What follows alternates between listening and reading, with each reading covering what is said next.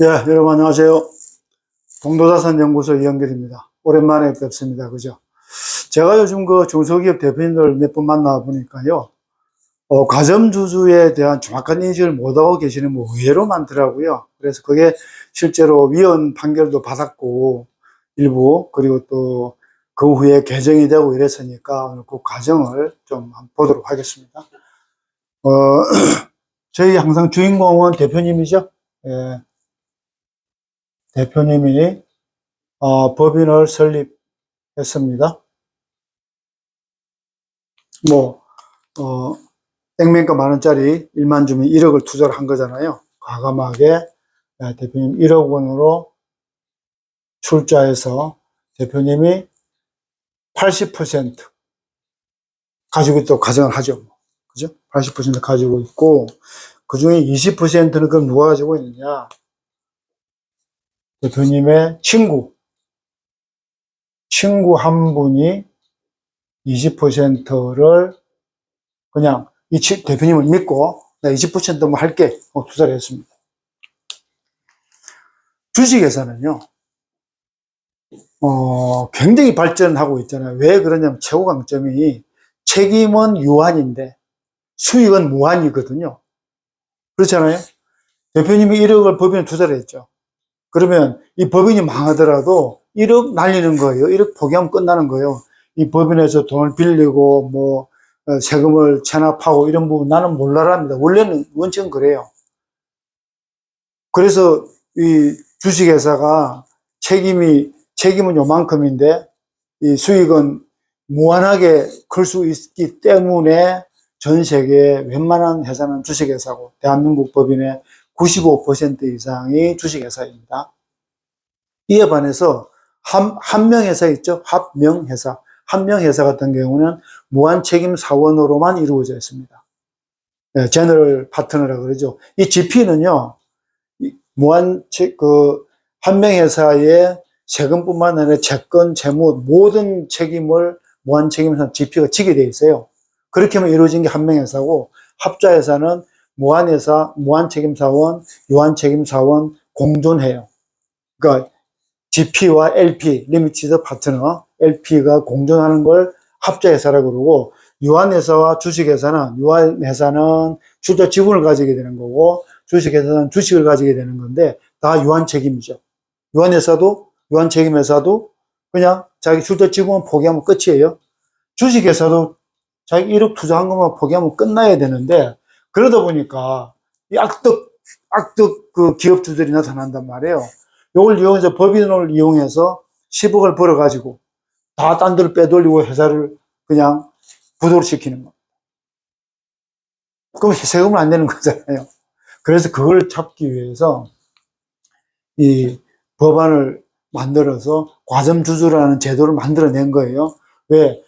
대표님이 따지고 보면 대주주이긴 해도 주주이지만 주식회사의 주주이니까 책임이 유한해야 되는데 자기의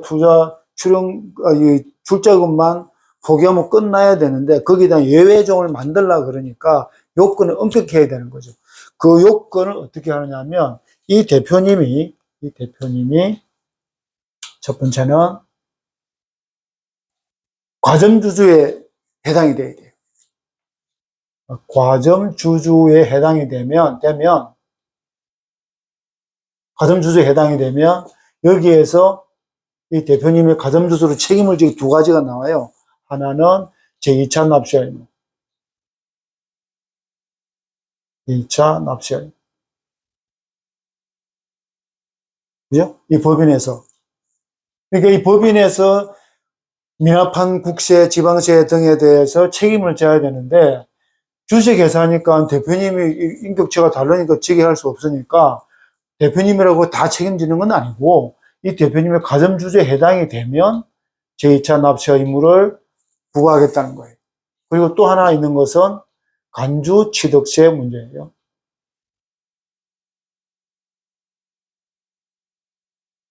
이걸 일단 설명 좀 드릴게요.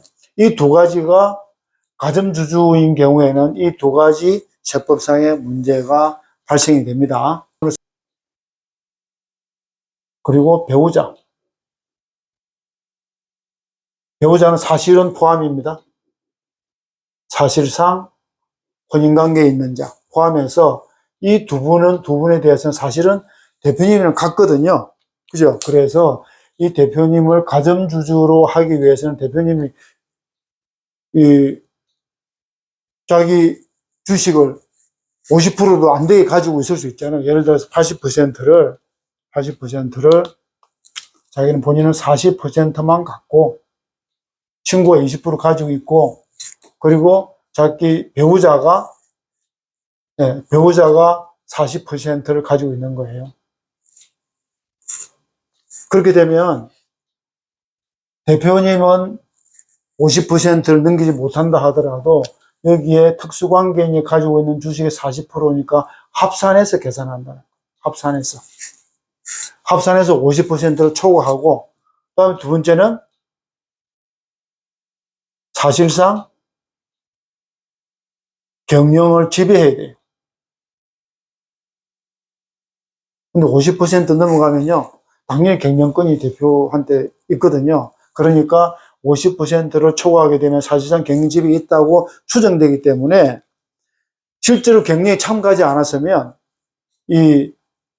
가점주주에 해당되는 사람이 나 거기 실제로 경영에 참가하지 않았다, 경영에 관여하지 않았다는 걸 본인이 입증해야 됩니다. 입증 책임이 전환되는 그런 케이스죠. 그럼 이 두 가지, 가점주 대개는 50% 초과. 왜냐하면 과점은 넘어갈 과자잖아요. 과반수, 그러면 반수를 넘어가는 거니까 반수는 가반수가 안 되는 거죠. 50%면은 가점수가 안 되는 거예요. 50%를 초과하고 사실상 경영을 지배하게 되면 가점주주에 해당이 된다는 거죠. 근데 이렇게 막연히 해놓으면 좀 이렇게 어려워지잖아요. 그래서 이제 구체적으로 직계 좀비속은 이게 저거예요. 생계를 같이 산다든가 아니면 매달 생활비를 보내준다든가. 생계를 같이 하는 직계 좀비속이거나 배우자, 하식으론을 포함한 배우자인 경우, 이러한 경우에는 당연히 대표님이 가진 주식과 이 사람들이 가진 주식을 합산해서 50%를 초과하면 가점주주가 되는 거란 말이에요. 또 가점주주가 50% 초과했으니까 사실상 경영지배를 하고 있다고 추정되는 거고. 이렇게 해놓으니까 대표님 가만히 생각하니까 그러면 이 가족이 안 가지고 있으면 좀 좋겠네 이 생각을 할 수 있을 것 아니에요. 그래서 이 법인에 임원이 있을 것 아닙니까? 전무이사 A, 상무이사 B, 감사도 임원이 들어가는 겁니다. 그죠? 그러니까 이 가족한테 주질 않고 자기 40% 갖고 여기 전무한테 20%, 전무한테 20%, 상무한테 20%, 감사에 20%, 이렇게 분산해 놓는 거예요. 이 가점주주의 책임을 지지 않기 위해서. 그래서 구세청에서 이 큰일 났다 해가지고 말도 안 돼 하고서는 다시 이 구세청에서 이 특수관계의 범위를 확대하는 겁니다. 즉 가점주주의 50%를 초과하느냐 여부를 가리기 위해서 합산되는 대상이 여기는 요망 직계존비속과 배우자만 됐잖아요. 여기에다 이거를 친족으로 바꿉니다. 친족은 당연히 사촌 이내의 혈족, 그죠? 또 삼촌 이내의 인척. 이렇게 확 넓어지잖아요. 전에는 생계를 유지한 직계존비속뿐이었는데 지금 여기에다가 배우자. 물론 배우자에는 사실은 포함이 됩니다. 이렇게 확장을 시켜요. 그 두 번째는 이 임원들이 있잖아요. 요게 이제 첫 번째는 친족이 되고요. 두 번째는 임원 또는 사용인. 임원과 사용인은 사실 업무적으로 종속되어 있는 거죠. 대표님한테는.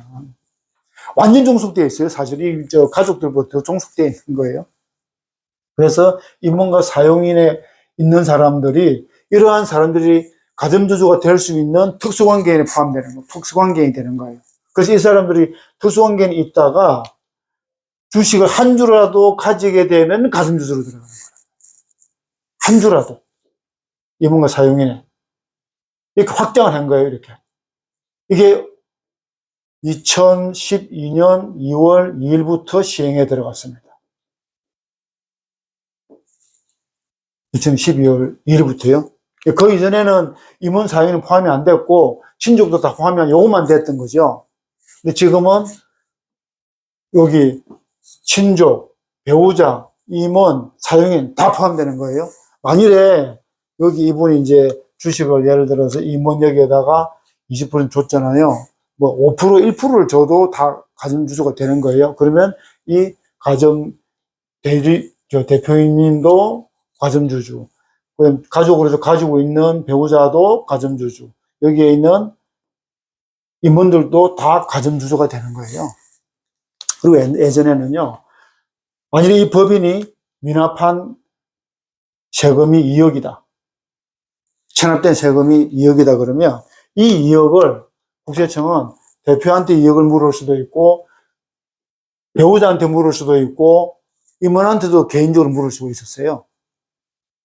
그러니까 이거 뭐 굉장히 가점주주에 대한 이 뭐 노이로지가 엄청났죠. 그때 당시에는. 그래서 그게 1994년도에 헌법재판소에서 위헌 판결을 받게 됩니다. 왜냐하면 대표님과 직계존비 이런 그 배우자 이런 특수관계인들이 가진 주식을 합산해서 가점주주로 판매하는 것까지는 오케이 맞다는 거죠. 그런데 40% 가지고 있고 20% 가지고 있으면 이 사람들이 전부 다 가점주주이기 때문에 각각 자기 가진 주식의 범위 내에서 책임을 지면 된다. 그렇게 법을 개정하게 됩니다. 위헌 판결이 났으니까, 그죠? 예전에는 다 그냥 일방적으로 때렸잖아요. 전액을. 그거를 이 범위, 자기가 가진 범위 내에서 책임을 지도록 개정이 되었습니다. 그리고 그게 개정이 돼서 이제는 주식을 임원이 가지고 있던, 가족이 가지고 있다 하더라도, 자기가 가지고 있는 주식의 비율 범위 내에서 2차 납세 의무를 진다는 겁니다. 그렇게 개정이 됐고, 또 여기 또 나아가서 이렇게 하니까 대표가 여기 믿을 만한 상무를 통해서 상무 너 이름으로 법인 하나 만들어. 네, 알파라는 법인 하나 만들었습니다. 그리고 이 대표님이 이 주식을 여기에다가 20%를 갖다 놨어요. 그러니까 이 법인은 이 원래 법인의 주주가 된 거죠. 그죠? 이 경우에도 이 법인을 자기가 이 특수관계를 통해서 만든 법인이기 때문에 이 법인도 특수관계에 포함이 되는 겁니다. 그죠? 그러니까 이제는 어떻게 뭐 빠져나갈 수 있는 방법이 없게 되는 겁니다. 그 다음에 이제 이런 걸 친족관계라 그러고요. 임원 사용인은 경제적 연관관계라 그래요. 경제적 연관관계에 있는 걸 말하고 이 법인 같은 경우는 경영 지배관계에 있다 이렇게 얘기하는 거예요. 그래서 이런 특수관계인이 만일에 이제 법이 바뀐 이후에 바뀌기 전에 이렇게 미리 이미 가 있었어요. 이렇게 그렇다 하더라도 2차 납세 의무가 부과되는 가점주주에 해당되는 것은 법 바뀐 전에 이미 했다 하더라도 마찬가지예요. 왜냐하면 2차 납세 의무가 발생하는 시점이 정확하게 말하면 납세 의무 성립 시기예요. 납세 의무는 전에 말씀드렸죠. 성립하고 그다음 확정되고 소멸되는 거란 말이에요. 근데 성립이라는 것은 수익이 발생하면 납세 의무 성립되는 거거든요. 그때 그 당시에 이 가점주주에 해당되는 사람이 있었다면 그 가점주주들은 자기가 가진 지분 비율에 따라서 2차 납세 의무를 지는 거죠. 지고 있는데 법인에서 납부를 하면 자기들 낼 일이 없으니까 그런 내용이란 말이에요. 예, 그렇게 이해를 하고 계시면 되고, 그 다음에 이제 간조취득세 부분을 좀 보도록 할게요. 이 간조취득세는요, 거기 2차 납세 의무는 국세기본법 39조에 규정이 되어 있습니다. 그리고 지방세기본법 지방세도 이 이수납세 의무가 있거든요. 46조에 규정이 되어 있어요. 그 참조해서 보시면 되고, 지방세 기본법과 지방세법이 틀려요. 예. 그리고 간주취득세는 취득세라는 자체가 지방세이기 때문에 국세에 규정이 있는 게 아니고, 간주취득세는 지방세법, 이건 지방세 기본법이고, 이거 지방세법 7조 5항에 규정이 되어 있습니다. 이렇게. 간주취득세는요. 간주취득세는 이 법인이 예를 들어서 토지를 가지고 있는데 그 부동산이 50억이에요. 50억을 가정하죠. 50 가지고 있는데 이분이 친구인 이분이 20% 처음에 20% 가지고 있었잖아요. 근데 대표가 그냥 내가 다 넘길게 하고선 여기에서 그냥 60%를 넘겼어요. 이렇게. 그럼 이 친구가 80%가 되잖아요. 그죠? 여기 가지고 있는 건 이분이 가족이나 이런 친구들이 나머지 가지고 있다고 보고, 그러면 이 친구분은 원래 20%고 있을 때는 대표하고는 아무런 관계가 없었어요. 뭐 특수한 게 아니었단 말이에요. 그 상태에서 60%를 가지고 오면서 친구 혼자 가점주주가 된 거잖아요. 그죠? 가점주주가 되었으니까 이 법인의 주식을 60%를 가져왔지만 실질적으로 이제 이 법인의 가점주주가 된 이상 이 법인이 가지고 있는 부동산에 대해서도 사실상 주인 행세를 할 수 있는 거죠. 그래서 간접적으로 부동산을 취득한 경우란 말이에요. 이 경우에는 이 친구가 자기 60%를 가져왔으니까 50억에 대해서 취득세가 2.2%거든요. 농특세 포함해서. 그럼 1억 1천만 원이 나오잖아요. 그죠? 1억 1천만 원에 대한 60% 추가가 되었으니까 60% 6억 6,600만 원을 간주취득세로 납부를 해야 됩니다. 간주취득 납부를 해야 됩니다. 이게 간주취득세의 원래 그 취지예요. 그런데 이 친구 가져가지를 않고 이 대표님이 거꾸로 20%를 대표님이 가지고 왔어요. 처음에 출발할 때 8대2로 출발했던 거잖아요. 처음에 설립할 때는 간주취득세라는 게 없습니다. 예, 없는 상태이기 때문에 처음에 출발할 때 1억 가지고 갈 때 친구 2천만 원 되고 대표가 8천만 원 돼서 8대2로 출발이 됐는데 친구 아예 20% 그러니까 자기 다 가져가라 하니까 대표님이 20% 가지고 왔어요. 그럼 대표님이 다른 거에 또 합해서 100%가 됐잖아요. 그러면 이 대표님은 원래 총 가진 게 80%였으니까 20% 올라갔기 때문에, 그죠? 올라갔기 때문에 50억에 대해서 2.2% 간주취득세를 내야 돼요. 그럼 거기에 자기가 가지고 있는 게 20% 올라간 거죠. 곱하기 0.2 해서 2,200만 원의 간주취득세를 대표님이 부담을 해야 됩니다. 간주취득세는 그 주식을 받는 사람이 내는 거예요. 주식을 받았기 때문에 법인의 부동산을 취득한 거잖아요. 그 내는 거란 말이에요. 그런데 그렇게 하지 않고 이 친구 없다고 가정을 하고 대표님 100%를 가지고 있다가 뭐 배우자한테 줬다가 아들한테 줬다가 뭐 이모한테 준 경우 있잖아요. 이런 경우에는 가점주주 거름 내에서 주식 이동이 있는 거기 때문에 이 간주취득세 부과 대상이 아닙니다. 그죠? 그러니까 아까 같은 경우에 대표가 20% 가져온 건 자기가 원래 80%였으니까 20% 가져온 거에 대해서는 간주취득세 내야 되지만 대표님 원래 100% 가지고 있는 상태에서 뿌려준 상태에서 요 한 사람이 이 상무 B가 그만두고 나가면서 20%를 대표한테 줬다고 가정을 한다 하더라도 가점주주 내 이동이고 대표님이 자기가 가지고 있는 100%를 넘어가지 않았기 때문에 예, 간주취득세는 낼 일이 없다는 겁니다. 그거 잘 기억을 하셔야 돼요. 그럼 또 이런 거요.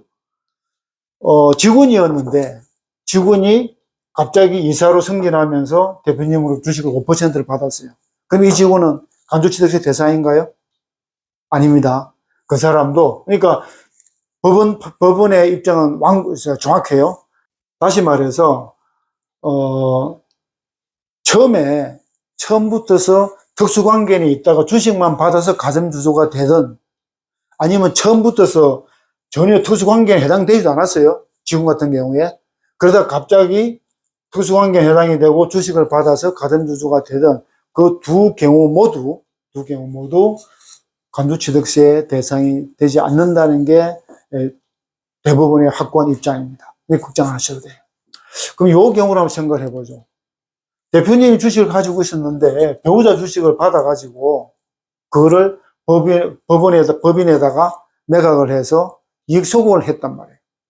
이익 소각하는 경우는 어떻게 돼요? 이익 소각을 한 경우에도 뭐 예를 들어서 친구가 가져간 걸 가져와서 했을 때는 감수치 내야 된다 그랬잖아요. 그건 감수치도 개인적으로 가져오면 내야 되는데 그러질 않고 친구가 바로 이 법인에다가 매각을 해가지고 이익 소각을 했다고 치면은 대표는 가만히 있었는데 이 친구가 가진 20% 주식이 소각됨으로 인해서 대표님이 가진 지분이 상승했을 것 아니에요. 다른 주주들도 상승이 좀 됐겠죠. 그죠?